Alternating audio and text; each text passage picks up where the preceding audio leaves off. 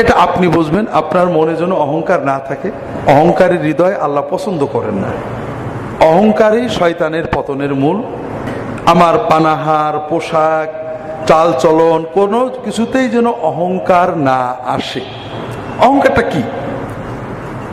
সাহাবায়ে কেরাম রাসূলুল্লাহ সাল্লাল্লাহু আলাইহি ওয়াসাল্লাম যখন অহংকারের ব্যাপারে অনেক কথা বললেন, আল্লাহ তাআলা বলছেন আল কিবরিয়া উ রিদাই, অহংকার আল্লাহ বলছেন আমার ভূষণ।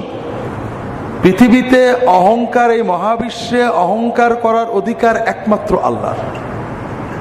ফামান নাযানি ফি রিদাই আলকাইতুহু ফিন্নার, যদি কেউ আমার এই অহংকারের চাদর ধরে টান দেয়, নিজে অহংকার করতে যায়, আল্লাহ তাআলা বলছেন যে আমি তাকে জাহান্নামে ছুঁড়ে ফেলে দিই। অন্য হাদিসে আসছে রাসূলুল্লাহ সাল্লাল্লাহু আলাইহি ওয়াসাল্লাম একজন সাহাবী রাসূলুল্লাহ ইন্তেকালের পরে আরেক সাহাবীর কাছে দেখা করতে আসছেন। গল্প টল্প করে উঠে যাচ্ছেন। উঠার পরে এই সাহাবী খুব কাঁদছেন। তো সাহাবীর যারা মুরিদ সাথী সাহেব, তারা জিজ্ঞেস করছেন, ইয়া আবা আব্দুর রহমান, আপনি কাঁদছেন কেন এত? উনি কি বলে গেলেন যে আপনার এত কান্না আসছে? উনি বললেন যে উনি আমাকে বলেছেন, রাসূলুল্লাহ সাল্লাল্লাহু আলাইহি ওয়াসাল্লাম বলেছেন, লা ইয়াদখুলুল জান্নাতা মান কানা ফি কলবিহি মিসকালু দাররাতিন মিন কিবর, যার অন্তরের ভিতরে সামান্য পরিমাণ অহংকার থাকে ওই ব্যক্তি জান্নাতে যেতে পারবে না। আমার একটা রোগ আছে ভাই, আমি যখন কোরআন বা হাদিসে পড়ি যার অন্তরে অহংকার আসে, যার অন্তরে অহংকার থাকে সে জান্নাতে যেতে পারবে না, চট করে আমার মনে হয় যে আমার বিশ্ববিদ্যালয়ের অমুক প্রফেসর ও জান্নাতে যেতে পারবে না, ওর খুব অহংকার। যখন আমি পড়ি যে লোভ থাকলে জান্নাতে যেতে পারবে না বা জান্নাতে যাওয়ার অসুবিধা হবে, তখন আমার চট করে মনে হয় অমুক হুজুর খুব লোভ, ও জান্নাতে যেতে পারবে না। কিন্তু আমিও যে পারবো না এটা আমার কিছুতেই মনে হয় না। আপনারা কি আমার কথা বুঝতে পেরেছেন? তো এটা হলো ইমানের ক্যান্সার। সাহাবীদের এই ক্যান্সার ছিল না। সাহাবীরা যখন কোনো হাদিস শুনতেন তখন নিজের গুনার কথা আগে চিন্তা করতেন, পরের কবর নিয়ে কখনো চিন্তা করতেন না। তারা নিজের কবর, নিজের আখিরাত নিয়ে চিন্তা করতেন। আমি আব্দুল আলমগীর হুজুর মানুষ, আপনারা মাঝে মাঝে ডাকেন, দাওয়াত দেন, জানাজা পড়াতে যাই, কবর দিতেও অনেক সময় যাই। যদিও একজন আমাকে বলছে যে ভাই আপনি খুব সুবিধা করেছেন, আপনি দাওয়াত যান না, এতে সাবঅর্ডিনেট মৌলানাদের দাওয়াত এত বেড়েছে যে তারা সময় দিতে পারছে না।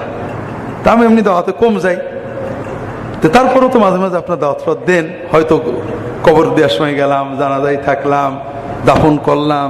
আপনারা কি দেখেছেন কবর দেখে আমার কোনোদিন কান্না আসে? কোনোদিন কান্না আসে না। কারণ আমি কবরের আযাবের সব জানি, কিন্তু আমি জানি কবরে আযাব হবে, মন্ত্রী মিনিস্টার আমার বিরোধী, আমাকে যারা রাগ করে অমুক দল, আমার যে কবরে আযাব হবে আমার মনেই হয় না। তা চোখে পানি আসবে কি করে?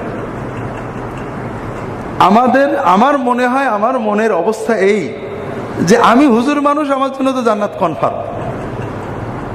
কবরে আযাব হলে ওদের হবে, আমার কেন হবে? এই জন্য কবর দেখলেও, দাফন করলেও আমার কিন্তু চোখে পানি আসে না। ওসমান রাদিয়াল্লাহু তাআলা আনহু কবর দেখলে বেহাল হয়ে যেতেন, অস্থির হয়ে যেতেন। তার সাথীরা প্রশ্ন করলো, ইয়া আমিরুল মুমিনিন, আপনি কবর দেখলে বেহাল হন কেন?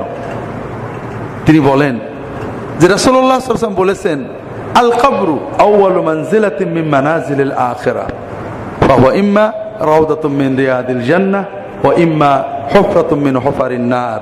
কবর হলো আখিরাতের প্রথম স্টেশন, প্রথম ঘাঁটি। কবর হয় জান্নাতের বাগান হবে, নইলে জাহান্নামের গর্ত হবে।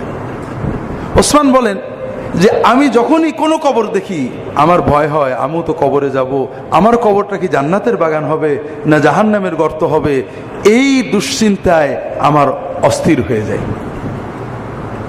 তাহলে ওসমান যখন এই কথাটা রাসূলুল্লাহ সাল্লাল্লাহু আলাইহি ওয়াসাল্লামের মুখ থেকে শুনেছিলেন, তখন তিনি আর কারোর কবরের চিন্তা করেননি, নিজের কবরের চিন্তা করেছেন। আর আমি আব্দুল্লাহ জাহাঙ্গীর অনেক হাদিস পড়ছি, আমার খালি পরের কবরের চিন্তায় হয়, নিজের কবরের চিন্তা আসে না। তা আমার এই রোগের কথা আপনাদের বলার উদ্দেশ্য হলো যে আপনারা অন্তত এই রোগ থেকে মুক্ত হন। সাহাবীরা দেখেন কি অবস্থা। আমরা কি করি, শুধু পরের সমালোচনা করি। কিছু মানুষ আছে যারা দিন নিয়ে চিন্তা করেন না, আখিরাত নিয়ে চিন্তা করেন না, দুনিয়ায় পাগলের মতো ছুটেছেন, এক সময় মরে যাবেন, সবই পড়ে থাকবে, খালি হাতে চলে যাবেন। তারা এক মিসকিন, তারা পরের জাংলায় পুষে চলে গেলেন।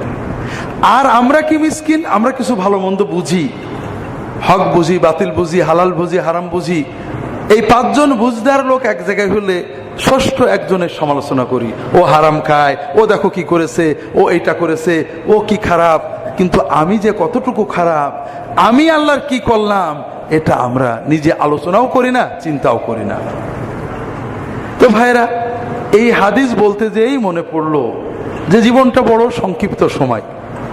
যখন যেটা আমরা শুনবো, প্রথমেই আমাদের চিন্তা করব যে আমরা কি করতে পারছি। এই দুনিয়া দুনিয়া থাকবে, এই মানুষ মানুষ থাকবে, আগে বা পরে আমরা শুধু নিজেদের আমলটা নিয়ে আল্লাহর কাছে চলে যাব। আল্লাহ তাআলা, আল্লাহর ফেরেশতারা কখনোই আমাদেরকে অন্যের কথা শুনবেন না, আমার কথা শুনবেন।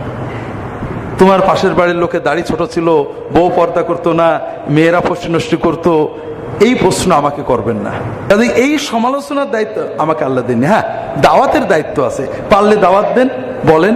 যদি সাহসে না কুলোই বোবা শয়তান হয়ে যান, দোয়াটা করেন, আল্লাহ আমার পড়শি অমুক ভালো করে দাও। আর গুনার চিন্তা নিজেরটা করতে হবে, যেভাবে এই সাহাবী করছেন। তিনি বলছেন, ওই সাহাবী যে আমাকে বললেন যে হৃদয়ে অহংকার থাকলে জান্নাতে যাওয়া যাবে না, তাই আমার খুব ভয় হচ্ছে, কখন জানি কিভাবে আমার অন্তরে হয়তো অহংকার এসে গেছে, হয়তো কিয়ামতের দিন আমাকে আটকা পড়তে হবে, এই ভয়ে আমার কান্না আসছে, আমি ঠেকাতে পারছি না। অহংকার হৃদয়ের বিষয়, অহংকার বাইরের বিষয়, বাইরে কিছু প্রকাশ পায়। সাহাবীরা প্রশ্ন করছে, ইয়া রাসূলুল্লাহ, আমরা তো সৌন্দর্য চাই, সুন্দর জামা, সুন্দর কাপড়, সুন্দর চুল, সুন্দর পোশাক, সুন্দর বাড়ি, সুন্দর বাহন, এটা কি অহংকার? তিনি বলেন, না, ইন্নাল্লাহ জামিলুন ইউহিব্বুল জামাল, আল্লাহ সুন্দর, সৌন্দর্য পছন্দ করেন।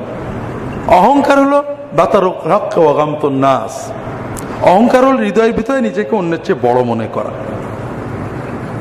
আর এই বড় মনে করার প্রকাশ হলো যে মানুষকে ছোট মনে করা, মানুষকে অবজ্ঞা করা, মানুষের প্রতি হেয় মনোভাব নিয়ে মনে রাখা বা তাকানো, আর সত্যকে গ্রহণ করতে কষ্ট লাগা। এই জন্য ভাইয়েরা, অহংকার আমাদের ব্যক্তিগত অনুভূতি। আপনি হাসপাতালে বসেছেন, বাসে বসেছেন, পাশে একজন, আমি যেমন বসেছি, আমার পাশে একজন হুজুর বসেছে, হুজুরের জামাটা ছেঁড়া, নাকে পানি পড়ছে, অথবা কিছু জয়ীফ হাদিস বলছে। আমি বলছি, দেখো কি সব এই অভদ্র হুজুররা ইসলামটা শেষ করে দিল, এটা হলো আমার মহাপাপ।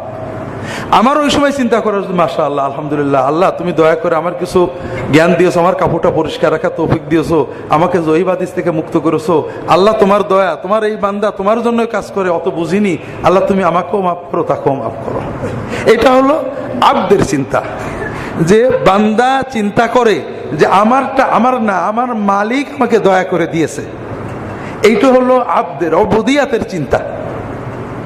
এটা যদি আপনার থাকে, আপনার যা আছে, আপনার টাকা আছে, ছেলে পেলে বড় লোক আছে, ক্ষমতা আছে, খাদ্য বেশি খাচ্ছেন, আপনি ভালো আছেন, যাই আছে, আপনি যখনই বসবেন এটা মালিকের দেওয়া, আল্লাহ তুমি দয়া করে দিছো, আর অহংকার থাকলো না।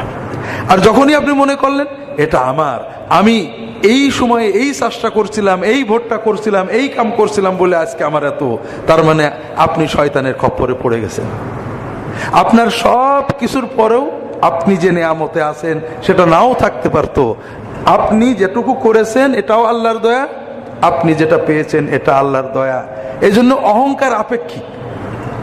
অহংকার আপনার অন্তর থেকে দূর করবেন। এটা দূর করার উপায়, সকল নেয়ামতকে আল্লাহর দেওয়া মনে করা। আল্লাহ আমাদেরকে খড়ম পড়ে জঙ্গলে থাকতে বলেননি। রাসূলুল্লাহ সাল্লাল্লাহু আলাইহি ওয়াসাল্লাম বলছেন যে একজন ব্যক্তি খেতে পায়নি, মুমিন, সে সবর করে, যে আল্লাহ তুমি কষ্ট দিয়েছো, এর ভিতর নিশ্চয় ভালো, তুমি কাটিয়ে দাও, সবর করে যেমন সওয়াব পায়। একজন যে যাকে আল্লাহ অনেক দিয়েছেন, আল্লাহর নিয়ামত ভোগ করে শুকর করেও সে ওই রকম সওয়াব পেয়ে যায়। কাজে আপনার অবস্থায় আপনি অন্তরটাকে আল্লাহর দিকে রাখবেন, তাহলেই অহংকার থেকে মুক্ত হতে পারবেন।